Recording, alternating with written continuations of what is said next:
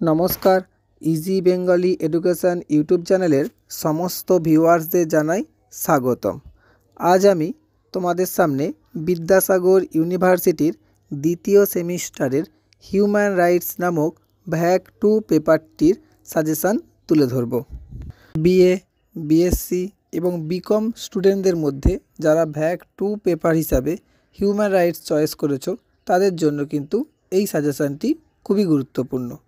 তবে আজ আমি হিউম্যান রাইটসের মোট 4টি ইউনিটের মধ্যে 2টি ইউনিটের সাজেশন তোমাদের সামনে তুলে ধরব। আর এই ভিডিওটিতে যদি আমি তোমাদের ভালো রেসপন্স পাই তাহলে অবশ্যই বাকি 2টি ইউনিটের সাজেশনও তোমাদের সামনে নিয়ে আসব। যখন আমি দেখতে পাবো যে এই ভিডিওটিতে 100 লাইক এবং 1K ভিউজ কমপ্লিট হয়েছে তখন অবশ্যই আমি यूनिट 3 এবং यूनिट 4 এর সাজেশন তোমাদের সামনে নিয়ে আসব। চলো এইবার আমরা দেখে নিই ফার্স্ট ইউনিট থেকে কি কি পড়তে হবে। প্রথমেই জেনে নিই ফার্স্ট ইউনিটের নাম। ফার্স্ট ইউনিটের নাম কি না human rights society and development human rights in the world, অর্থাৎ মানবাধিকার সমাজ ও উন্নয়ন বিশ্বে মানবাধিকার। এখান থেকে তোমরা যে সমস্ত প্রশ্নগুলি পড়বে তার মধ্যে একে রেখেছি সমাজ ও উন্নয়নে মানবাধিকারের ভূমিকা নিয়ে একটি খসড়া লেখো। এটি কিন্তু খুব গুরুত্বপূর্ণ প্রশ্ন। দুইতে রেখেছি মানবাধিকার কাকে বলে, এর বৈশিষ্ট্য প্রকৃতি ও গুরুত্ব লেখো। তিনেতে রেখেছি মানবাধিকারের সার্বজনীন ঘোষণাপত্র বলতে কী বোঝো, এর প্রস্তাবনাটি আলোচনা করো। এটি কিন্তু খুব গুরুত্বপূর্ণ প্রশ্ন। এটা কিন্তু ঘুরিয়েও আসতে পারে, বলতে পারে মানবাধিকার সার্বজনীন ঘোষণাপত্রের মুখবন্ধ সহ 30টি ধারা লেখো। বা আরও একটিভাবে আসতে পারে, বলতে পারে মানবাধিকার সম্পর্কিত বিশ্বজনীন ঘোষণাপত্রের বিভিন্ন ধারায় বর্ণিত অধিকার সংক্ষেপে ব্যাখ্যা করো। চারেতে রেখেছি উন্নয়ন ও মানবাধিকারের মধ্যে সম্পর্ক লেখো এবং অধিকার ও মানবাধিকারের মধ্যে পার্থক্য লেখো। দেখো দুটো 5-5 করে রয়েছে, যদি একসাথে আসে তাহলে 10-এ আসবে, না হলে কাটা হলে 5-এ আসবে। তবে এই উন্নয়ন ও মানবাধিকারের মধ্যে যে সম্পর্ক লেখো এটা ঘুরিয়েও বলতে পারে উন্নয়ন অধিকার কি মানবাধিকার ব্যাখ্যা করো। 5 নম্বরের জন্য কিন্তু আসতে পারে। 5এতে রেখেছি স্থিতিশীল বা টেকসই উন্নয়নের 2030 এজেন্ডা সম্পর্কে আলোচনা করো। এটাও কিন্তু খুব গুরুত্বপূর্ণ। 6এতে রেখেছি মানবাধিকারের বিভিন্ন প্রজন্ম সম্পর্কে টিকা লেখো। এটা কিন্তু কাটা হিসাবেও আসতে পারে, প্রথম প্রজন্ম, দ্বিতীয় প্রজন্ম বা তৃতীয় প্রজন্ম। মোট যে 3টি প্রজন্ম রয়েছে সেগুলো কিন্তু কাটা হিসাবেও আসতে পারে। 7এতে রেখেছি সম্মিলিত জাতিপুঞ্জের সনদে মানবাধিকারের ঘোষণাপত্রের কোন কোন বিষয় উল্লেখ পাওয়া যায়। ওর সাথে রেখেছি রাষ্ট্রসংঘের মানবাধিকারের পদ্ধতিগুলি লেখো। তোমরা নোটটিকে এমনভাবে তৈরি করবে যেন 5+5 হয়ে যায়, বা 10 নম্বরের জন্য আসলে যেমন তোমরা লিখতে পারো। এই প্রশ্নটিও কিন্তু খুব গুরুত্বপূর্ণ। 8এতে রেখেছি বিশ্বে মানবাধিকার হিসাবে স্বাধীনতার অধিকার আলোচনা করো। 9এতে রেখেছি ঐতিহাসিক প্রেক্ষাপটে মানবাধিকার আলোচনা করো।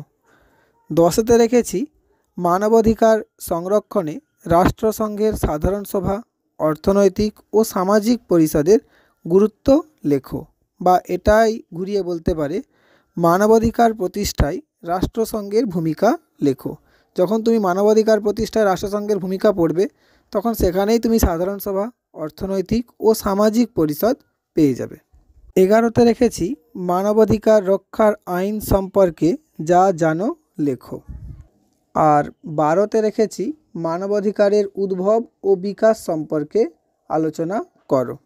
ফার্স্ট ইউনিট থেকে তোমরা এই প্রশ্নগুলি খুব ভালো করে পড়ে রাখো। আর যদি তোমাদের মনে হয়ে থাকে যে না এখান থেকে অনেক প্রশ্ন হয়ে যাচ্ছে তাহলে তোমাদের বলবো অবশ্যই ডেসক্রিপশান বক্সে যে টেলিগ্রাম চ্যানেলের লিঙ্ক দেওয়া রয়েছে তোমরা ওখানে জয়েন হয়ে যাবে। ওখানে আমি পরীক্ষার সময় খুব গুরুত্বপূর্ণ প্রশ্নগুলি তোমাদের বলে দেব। এরপর আসি ইউনিট 2তে। তার আগে বলে নিই যারা ভিডিওটি দেখছো তারা অবশ্যই চ্যানেলটি সাবস্ক্রাইব করে ভিডিওটি লাইক করে বন্ধুদের মধ্যে শেয়ার করে দিও।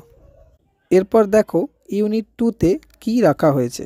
ইউনিট 2-এ রয়েছে human rights in India, civil and political rights, human rights commission, অর্থাৎ ভারতে মানবাধিকার, নাগরিক ও রাজনৈতিক অধিকার, মানবাধিকার কমিশন। এখান থেকে তোমরা যে প্রশ্নগুলি পড়বে তার মধ্যে একে রেখেছি ভারতীয় সংবিধানে বর্ণিত নাগরিকদের অধিকার বর্ণনা করো। খুব গুরুত্বপূর্ণ কিন্তু। 2-এতে রেখেছি ভারতীয় সংবিধানে বর্ণিত রাজনৈতিক অধিকার বর্ণনা করো। এই নাগরিকদের অধিকার এবং রাজনৈতিক অধিকার এই দুটোর মধ্যে কিন্তু একটা আসার সম্ভাবনা বেশি। 3-এতে রেখেছি ভারতে মানবাধিকার কমিশনের উৎপত্তি, কার্যাবলী ও গুরুত্ব আলোচনা করো। তোমরা এই মানবাধিকার কমিশনের প্রশ্নটি কিন্তু খুব ভালোভাবে পড়ে রাখবে। 4-এতে রেখেছি মানবাধিকার রক্ষার জন্য নাগরিকদের কর্তব্য বিষয়ে আলোচনা করো। 5-এতে রেখেছি ভারতবর্ষে মানবিক অধিকারগুলি কার্যকর করার কৌশলগুলি লেখো। 6-এতে রেখেছি ভারতীয় সংবিধানে বর্ণিত মৌলিক অধিকারগুলি লেখো এবং মৌলিক অধিকারের বৈশিষ্ট্য, গুরুত্ব ও সমালোচনা লেখো।